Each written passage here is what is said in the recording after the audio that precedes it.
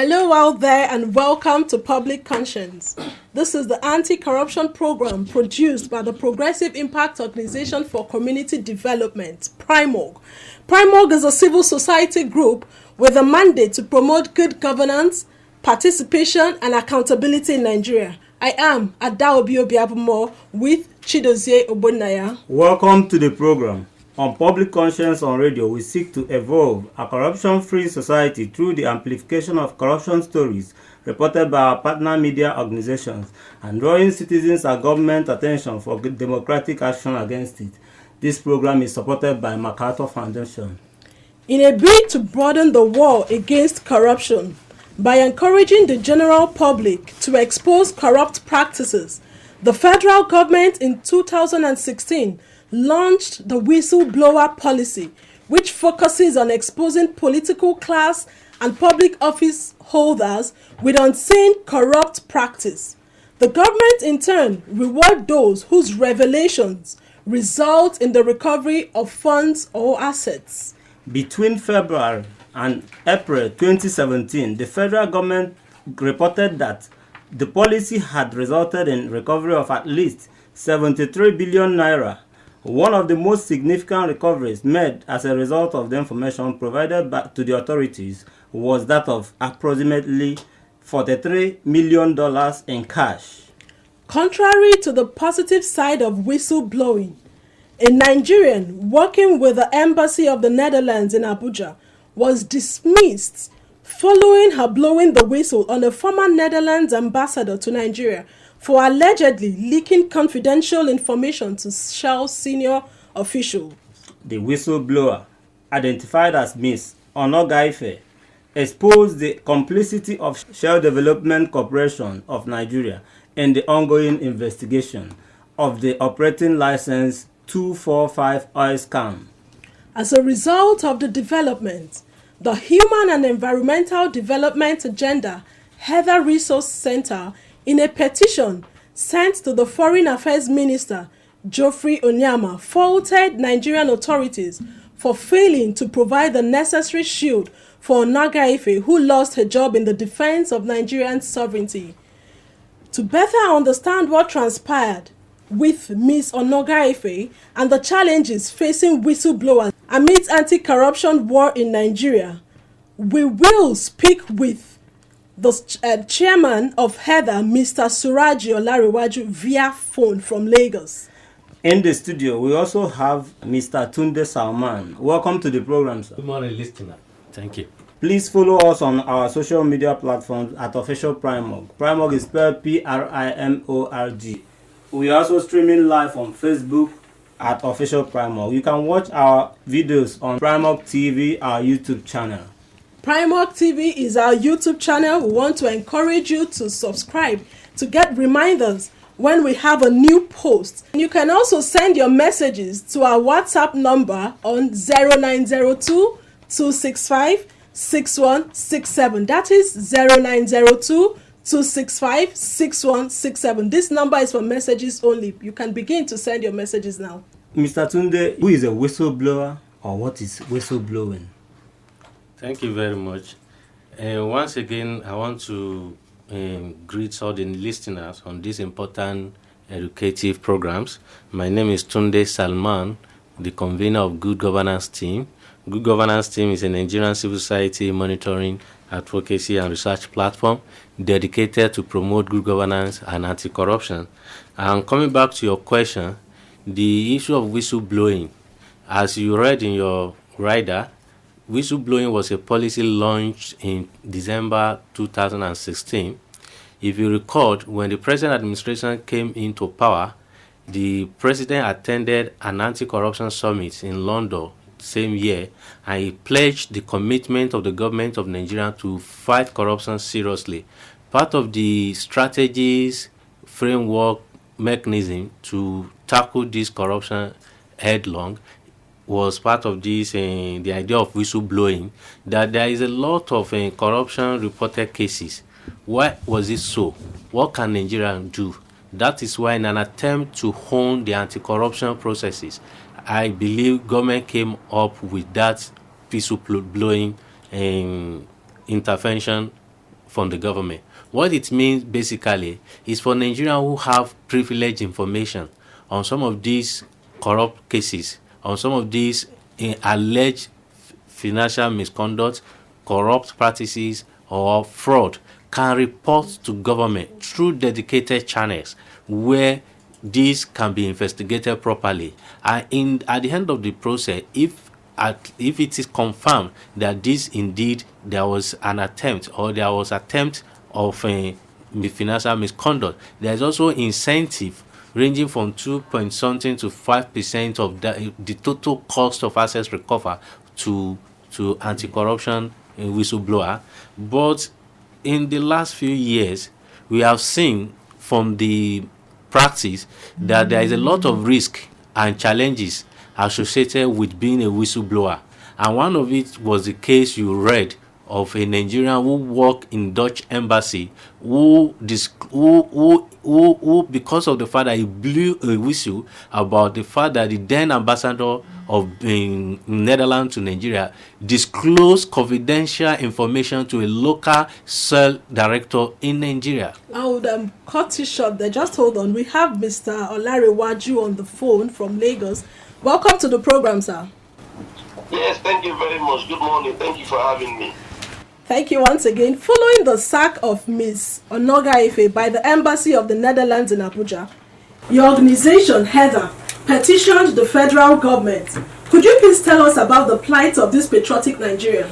I think this is one of the efforts by not just the government, but by Nigerians to also assist the country and also assist the government in the effort of both anti-corruption and international reputation damage repair.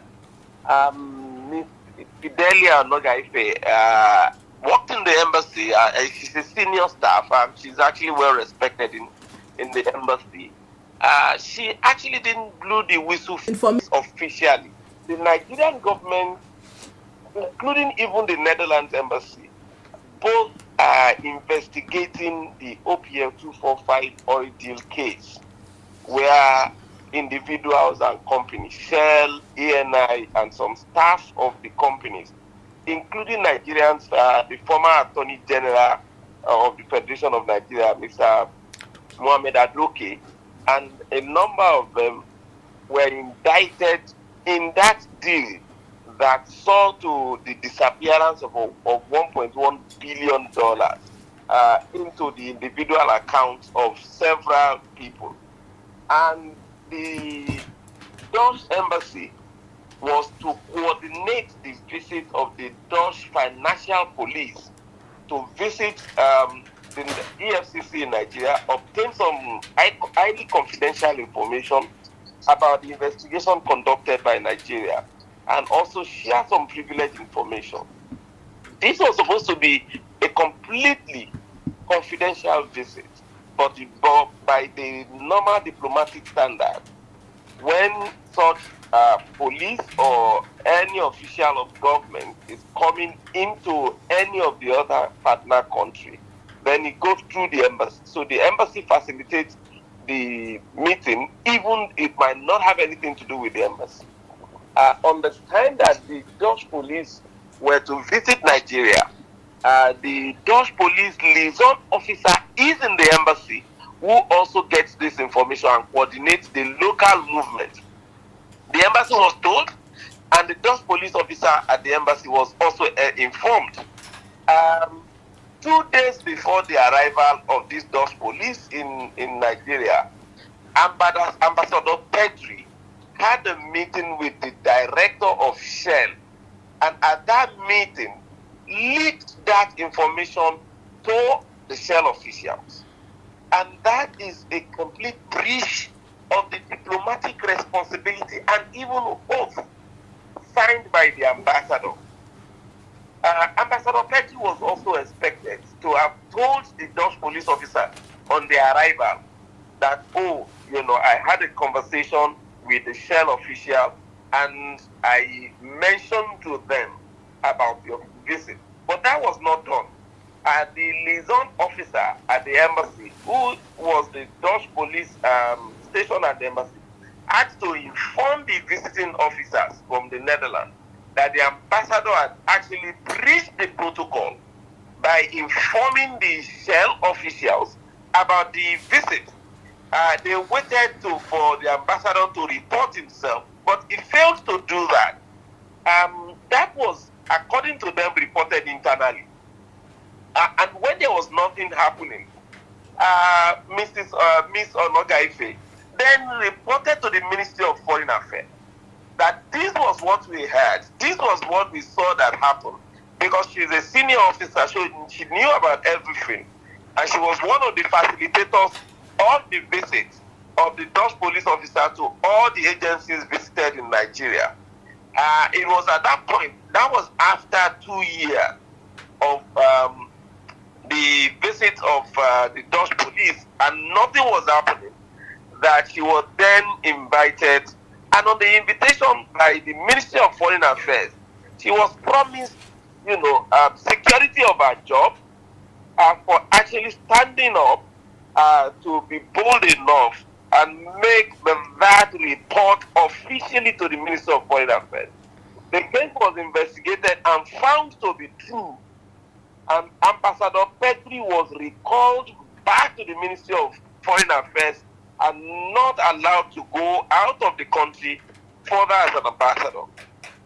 It wasn't only a few months after that, it was last year, that Ms. Onogaife received a sack letter. The sack letter came few weeks after she has been adjudged as an outstanding staff, and our contract with the embassy was renewed for another 7 years. So few months into the 7 years, the new 7-year contract, she was then summarily sacked by the Dutch Ministry of Foreign Affairs without a query or without an interrogation. But the federal government promised her that nothing would happen to her job.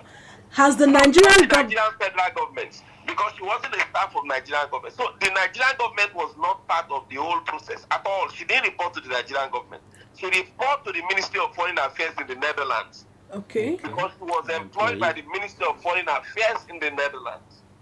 She was the staff of the Dutch government working at the Dutch embassy in Abuja. But has the Nigerian government reacted to this? So we're still waiting for the response of the Minister of Foreign Affairs. The letter has been sent to them, it's been received and also acknowledged. We have just also written to the Deputy Senate President, who is actually the representative of Mr. Onogaife in the National Assembly, because she's from also Delta State and the constituents of distinguished Senator Obi Omagigi, to also intervene at the level of the parliament by inviting the minister to come and explain what they have done. Nigeria had diplomatic agreement and arrangement with the Netherlands embassy, and this diplomatic arrangement and agreement needs to be queried, because diplomatic partnership agreements are based on mutual respect and trust. The failure of the Dutch Ministry of Foreign Affairs to report that case to Nigeria under normal circumstances, where there is the respect that is accorded to such diplomatic agreement. Mr. Olariwaju, we also learned that she's in court. What? Yes, she has reported that case. She actually challenged the decision to sack her before the Dutch Labour Court. And the decision of the court will be made today.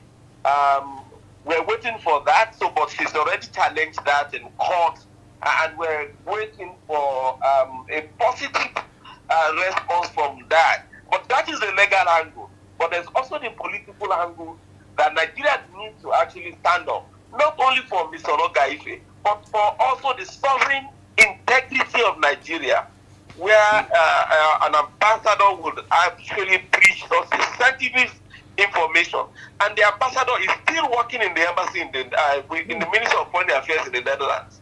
without any sanction officially. But Mr. Onogaike was sacked, and the Dutch Ministry of Foreign Affairs failed to inform Nigeria of that. In fact, the Prime Minister of the Netherlands visited Nigeria, met with President Buhari, and he also never reported that case. That is also an indictment on the Dutch government. What do you think our government should be doing at this point in time? Yes, at this point in time, the Dutch ambassador to Nigeria in Abuja should by now be invited over by the Minister of Foreign Affairs to offer explanation about the breach and what the Minister of Foreign Affairs in the Netherlands have done. By now, Nigeria should suspend all the further negotiation agreement and whatever diplomatic exclusive consideration to the Netherlands until satisfactory action is taken on this matter. By now, Nigeria should be asking for the sack and prosecution of Ambassador Petri for exposing not even only Onogaike, but even some of the other officials of EFCC to the arms way in the hands of Shell officials. Thank you so much, Mr. Olarewaju, for that.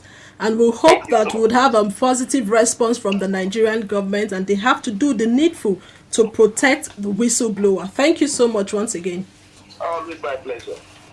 The absence of enabling environment has been identified as one of the challenges bedeviling whistleblowers or the whistleblower policy. Many Nigerians don't feel secured about doing this. What is your take? Thank you very much. I think Mr. Suraj has actually elucidated on the case in reference. I just want to add an element to it in the context of citizen diplomacy. When we talk about citizen diplomacy, it's not an abstract kind of concept that we cannot engage with. It involves individual. Look at the poor Nigerian who's being patriotic to the country.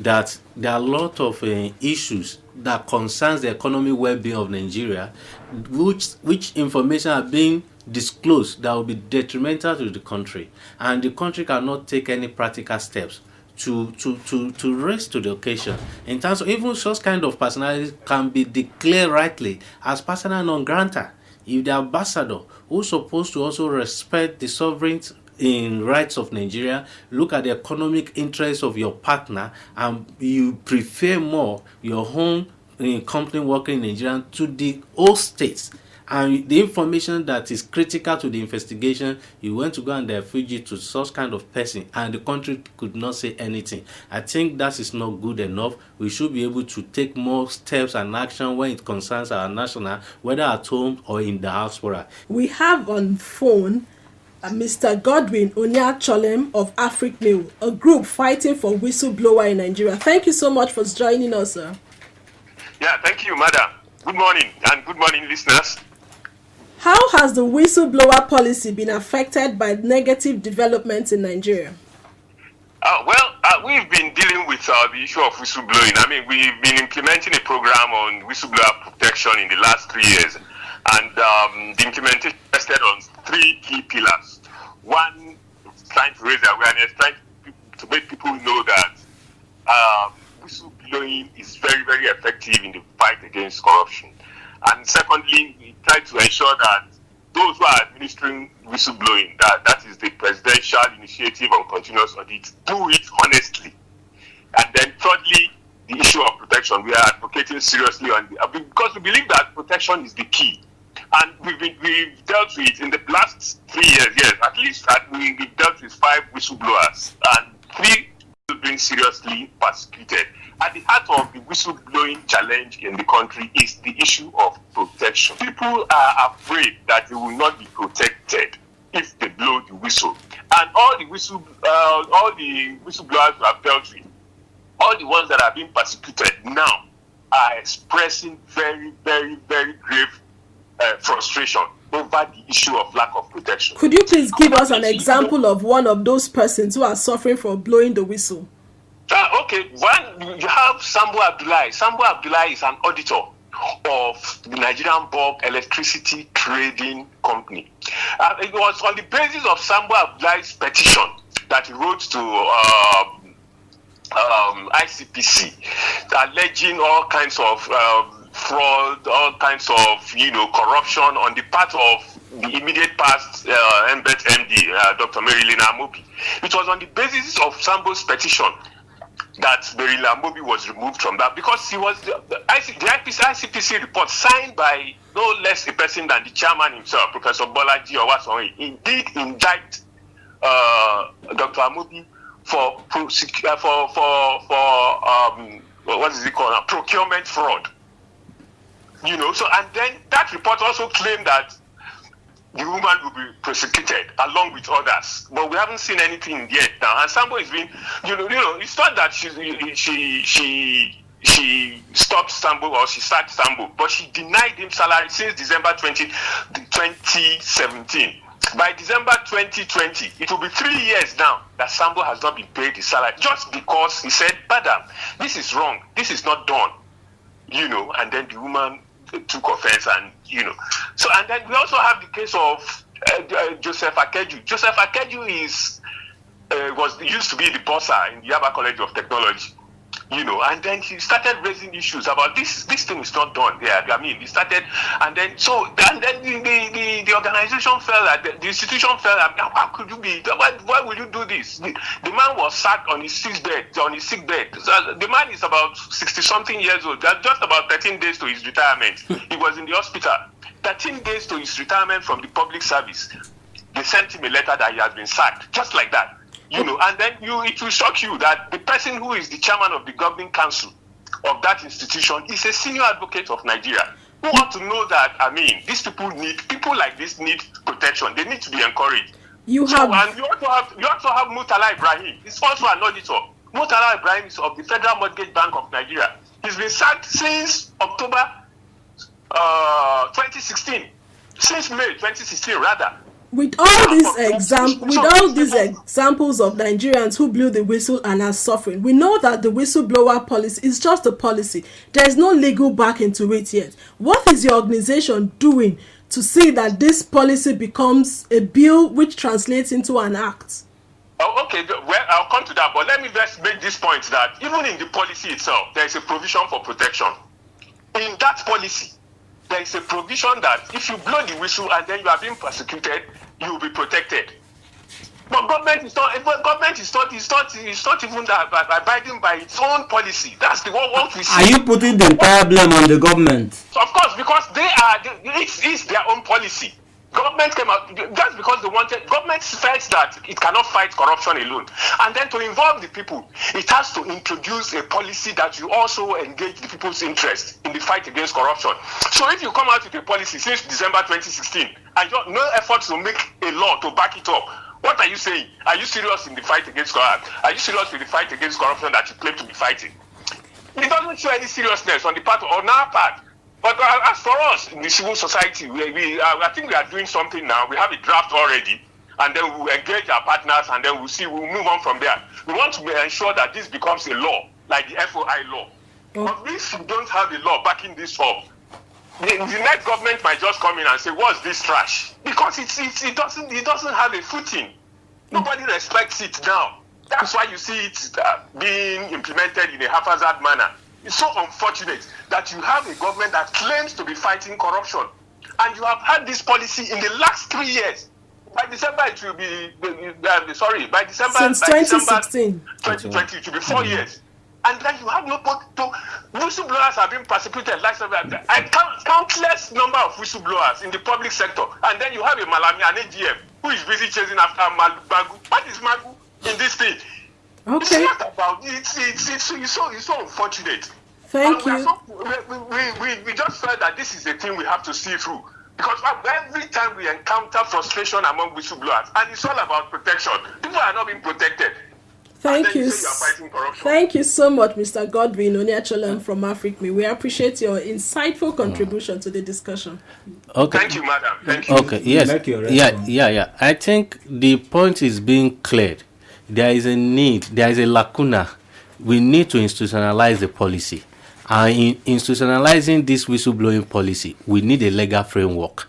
In 2017, a bill was passed, but unfortunately, it didn't go through. Just past the second reading. Yeah. But in 2019, another bill called Whistleblower and Witness Protection Bill was introduced at the Senate. 2019 rather, meaning that we need to also even do a mapping of different versions of this bill. What are the contents of this bill? You understand? And we need to fast track the process of make sure that the law is enacted and have a very clear cut legal framework. But the only good things, the lesson learned from all these things, there are a lot of in provision that we may need now to give it a very good legal drafter to help us frame it. How do you protect the whole thing? Yes, how do you protect somebody who is in Nigeria, who lives in Nigeria, but what with another foreign government, like the case of the Dutch embassy? What maybe perhaps by the time the outcome of the labor law in Netherlands came out, it can also enrich our content of in visual protection policy. But if my colleague who spoke last talk about 3 pillars, if you look, one of the pillars he talked about was the institutional framework, the institutional mechanism to push this whistleblowing policy.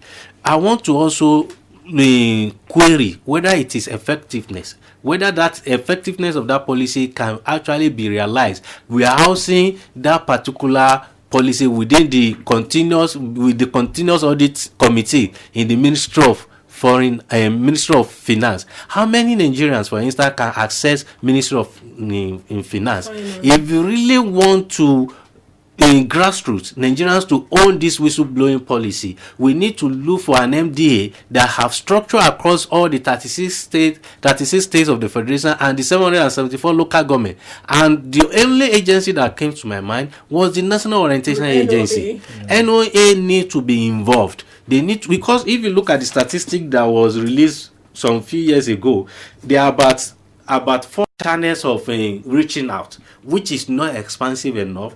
Websites, how many Nigeria have access to website in SMS, emails, or phone calls? Yes, granted, phone calls can be more pervasive than the other channels, but we need to go beyond that so that Nigerians can actually reach these agencies and actors that are driving this particular processes. These are one of the elements. Then there is also another element. We'll continue with that thought element while we get our listener involved in this conversation. We're now inviting you, the listener, to join the conversation. I guess you have your opinion on the fate of Ms. Onogaife, who was dismissed by the Netherlands embassy for revealing the evil against Nigeria in the operations of an oil well, and how we can strengthen the enabling environment for the protection of whistleblowers. You can send a text message to 0902 265 6167.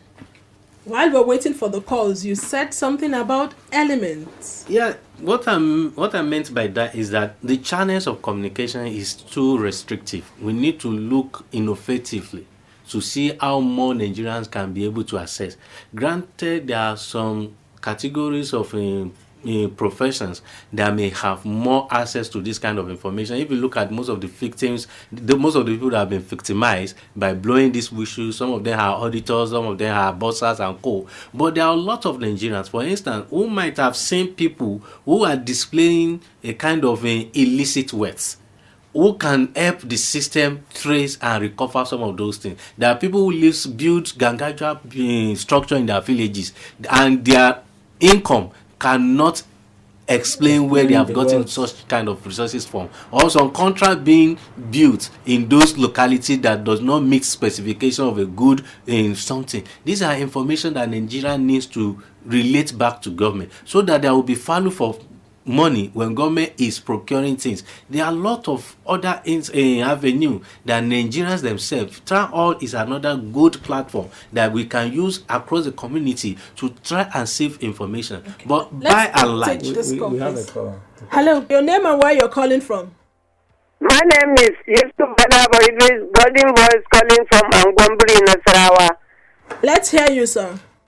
You see, the issue of whistleblower in this country is something that, is different with what government are saying. Because if you reveal any secret before you know, the person you reveal his secret will be the one to come and arrest you. Why? My reason of saying this is because before, if you take any information to either police station or any other security agency, honestly speaking, somebody from that security will come and tell that person that this is the person who said this. And before you know, anything can happen to you. Have you tried before?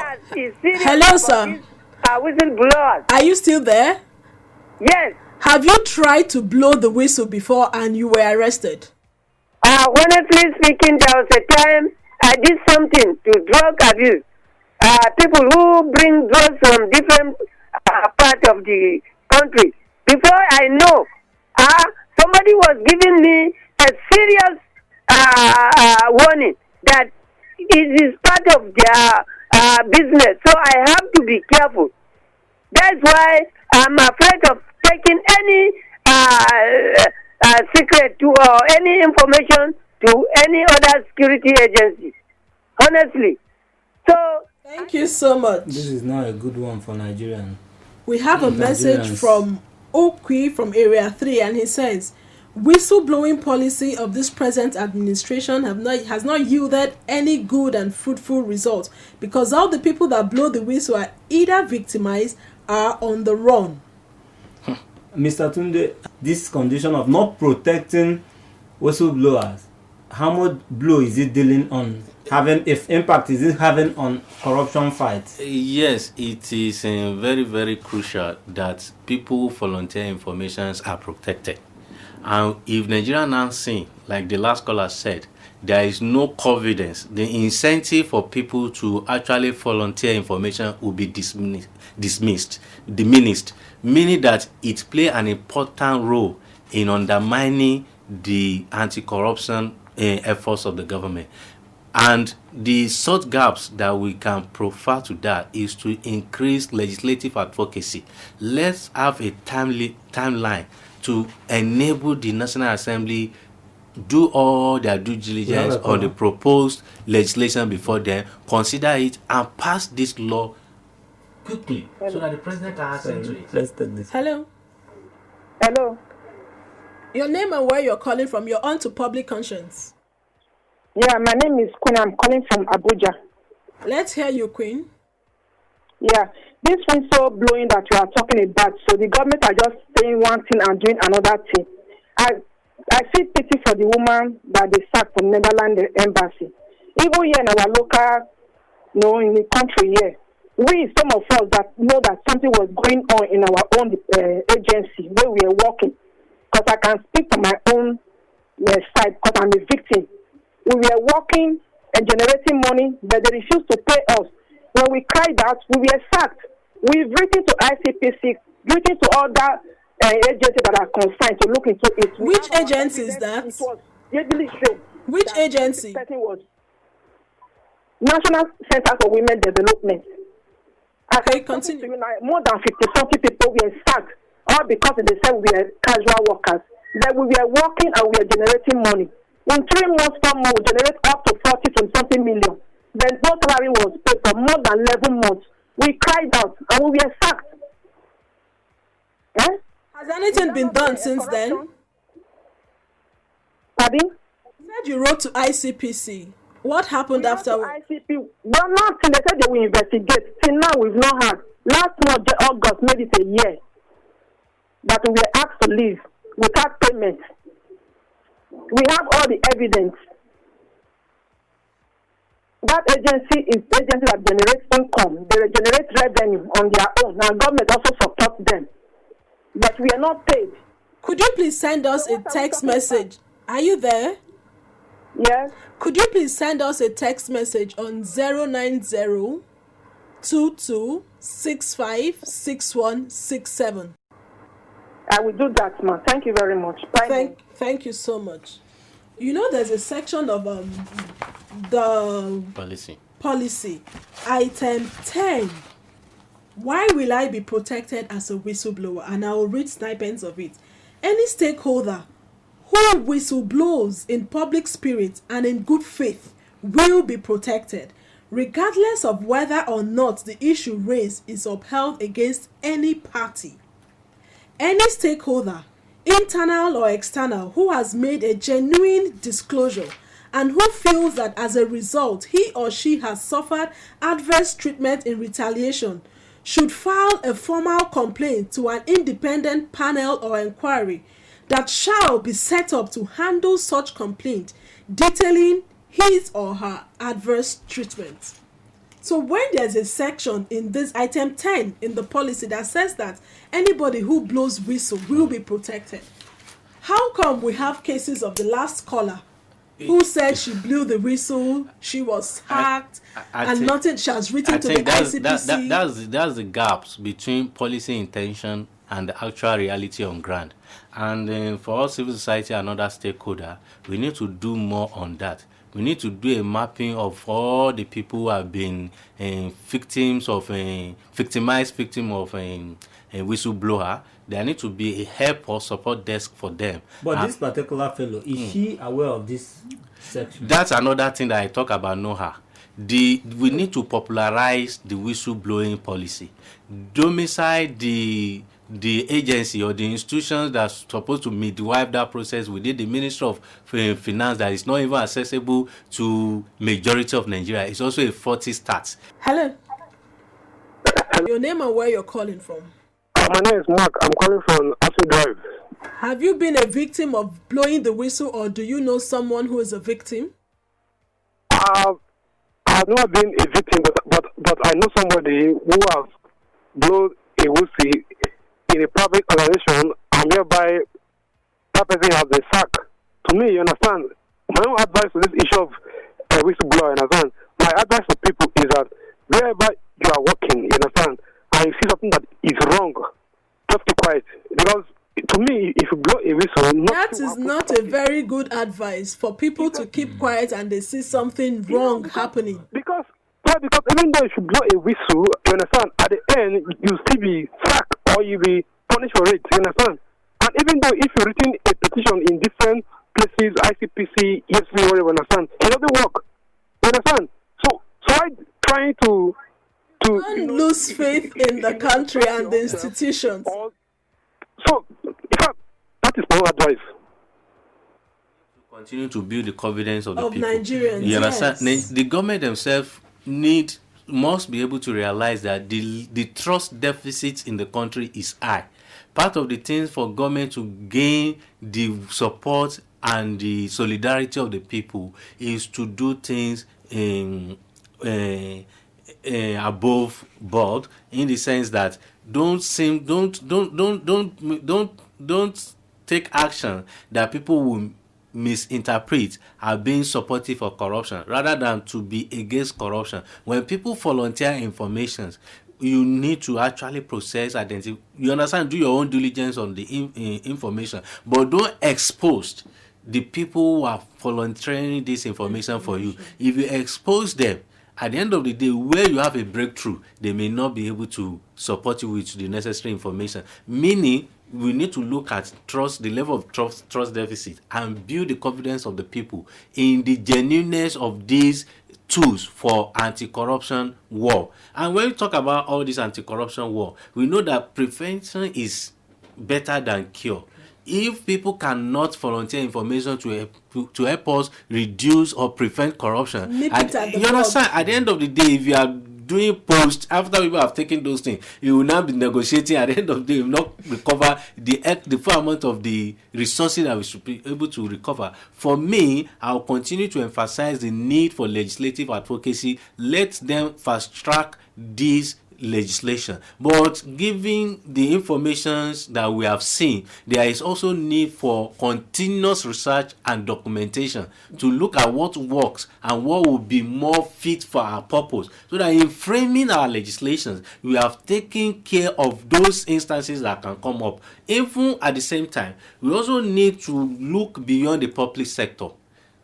Most efforts, our focus in this legislation focus on politically exposed person, politician, public official. What about the private sector? It goes beyond politically exposed persons. Because if you look back, using US as an example, they have their witness protection in terms of when they are trying to prosecute somebody, and it's working perfectly. We cannot have a good anti-corruption fight without strengthening this particular aspect of our whistleblowing policy.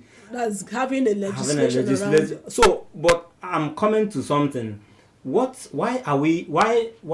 is it from 2016 till date? Why are we dragging our foot in making a very good legislation and a very good policy for whistleblowing? That's a very good question. Sometimes we have litany of anti-corruption laws. Indeed, I have come up more than 20s, but there are, in all these different legislation, there are some that will be very, very impactful for the effort we are making. Part of this such kind of law is this whistle protection legislation. If you have this law in place, most other anti-corruption institutions and law enforcement agencies, it will enable them to be able to do their work more diligently. The forensic expertise that you need, investigation you want to conduct, the exhibit you want to trace, and all other things that you needed from the information that people have volunteered to you, and you do your own documentary cross evidence on it, you will be able to at least sort the work you are doing and still get to the goal you want to reach. Meaning that this is strategic. This particular legislation is strategic, and it should go beyond policy. As we have said, policy is not as institutionalized like legislation. Another government can come and they may be dilly-dally on such kind of thing, but if you have a legislation, it guarantees the continued utilization of such legislation to address basic problems that we are facing. And everybody have agreed that the level of corruption in the country is at an unacceptable level, and it is corruption that enables us not to have good roads, not to have good hospitals, not to have good schools. If we can be able to reduce corruption by 50%, there will be more than 500% increased in our well-being and life in the country, meaning that everybody's hands must be on decks, and we must get our legislature. If you are paying them well to go to the National Assembly to represent us, to legislate on us, why is it that since the last 4 years, or since the last year we have new government, since May 2019 up to now, we have no any headway in getting a legislation as important, as crucial and strategic as we should? These are issues that we now needed to fight through research, through documentation, through evidence in this thing. What is the stumbling block? Is it the lack of willingness? There is difference between willingness and ability. You may have the ability to do something. If you don't have the political willingness, there must be popular willingness. That means that the political will and the popular will must come together, and you can only get the popular will when the citizens engagement, like the wonderful program you are doing to sensitize the people about this issue. A lot of people have incorrect information about the whole issue. That's why they have a dismissive attitude about whether you can actually volunteer information. By the time we are doing the good thing over and over, we all know that we can actually do this thing. That's why when Transparency International do their own anti-corruption surveys, they use the word perception. They don't use reality, because they know that by the time perception overtakes reality, it will take reality more than triple to catch up with the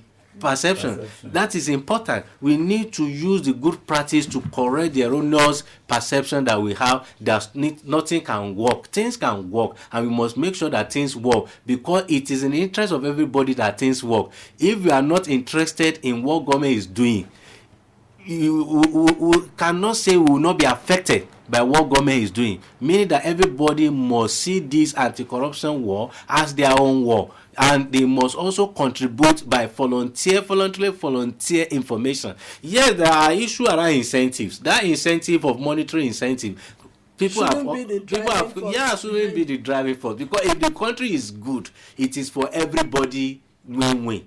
Okay. If the country is not good, if it is for everybody lose, meaning that it's not necessarily on what you can get from the system, but what is the role of an individual towards nation building, towards economic development of your own community. That's why the Constitution says that you must wherever community you stay, you must ensure the economic development of that communities. Okay, just before, because our time is almost up, you talked about political will and popular will, and you also talked about the need for legislative advocacy. What would be your advice?